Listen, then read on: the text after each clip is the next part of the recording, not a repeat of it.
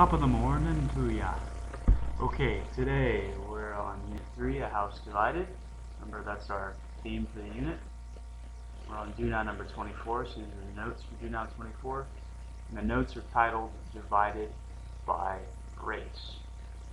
So we've talked about some systems of racial division in the U.S., mainly versus white Americans and black Americans, Native Americans. But today we're going to talk about a different system of racial division between Protestant white Americans and Irish Americans. So let me give you guys the outline for our notes, and I'll put these up throughout our notes. Divided by race, and the first thing we're going to talk about, Irish American background. Okay. Before we do anything else, for those of you who don't know, let's find Ireland on our globe here. So, here's the U.S. Isn't she lovely?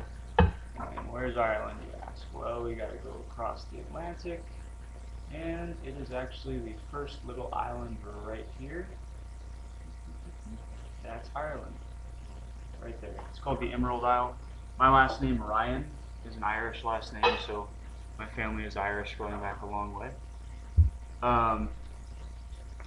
Now, believe it or not, Americans in the 19th century were very racist against the Irish. Some would argue even more racist than they were against slaves and Native Americans. That's what we'll be talking about today. You might remember me showing you this slide.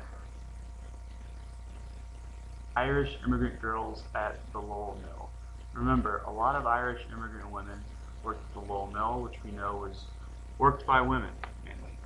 So we're going to talk about how those women got here for A, Irish American background. So for A, the Irish have a very long history of being oppressed, not only in America, but by the British. If you look at your map, Ireland was right by Great Britain, and the British didn't really like the Irish that much. So what did they do? Well, beginning in about 1830, the Irish began to move to America in huge numbers. I'm going to show you this.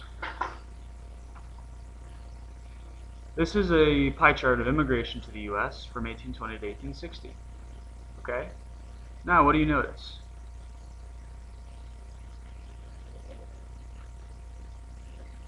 That's right. Hopefully you notice that Ireland makes up the biggest portion of U.S. immigration next to Germans.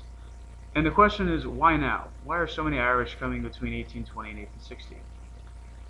The simple answer, potatoes. The Irish lived off of potatoes. And there was a big potato famine. I'll spell that on the board. A big potato famine in Ireland that caused the Irish to leave their homes and say, hey, we need food, we need a better life, so they moved to the U.S. Okay? So that's Irish American background. So if we look at B, anti-Irish feelings. First, let's look at 1. So B1, an example of some anti-Irish feelings here in the U.S. Let me find my picture. So let's take a look at this picture. Down at the bottom it says the usual Irish way of doing things, and you can see it's not a very flattering picture of an Irish person. He looks like he is drunk or something, moving a bottle around. He's sitting on a powder or a keg of gunpowder, I guess saying that he's violent or about to explode. You can see even the way his face is drawn, not very flattering. And this was a common image in newspapers throughout the 19th century or the 1800s in America. So that's an example, 1. Now let's talk about B2. Why? Why was there so much anti-Irish feeling in the U.S.? Well, this was for 2 main reasons, and you can see. Reason 1, people didn't like the Irish, were because they were poor, and they lived in slums. People thought that the Irish contributed to urban problems. And we're not sure if that's completely accurate, but we do see a huge growth in U.S. cities from 1820 to 1860. So 1820, you can see this chart will show you the major cities in the U.S. You can see only New York City has over 100,000 people. But if we look by 1860, whoops, wrong way. If we look by 1860, look at all those big circles, especially on the East Coast. You see New York, Philadelphia, Boston, all those cities are really big now. Just in the span of 40 years, they've grown a ton. Why? Well, mainly because of Irish immigration. And these Irish people lived in poor, rough areas, kind of like the ghetto or slums today. Okay.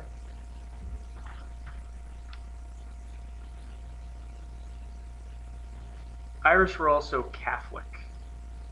Most Americans were not Catholic, they were Protestant. They feared that Irish would be more loyal to the Pope in Rome and not loyal to the US president or US government.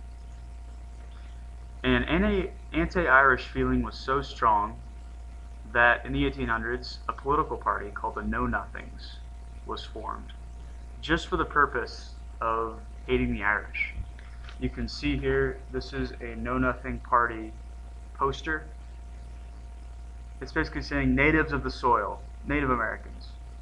That is, Americans who are white and not Irish. Arouse, arise.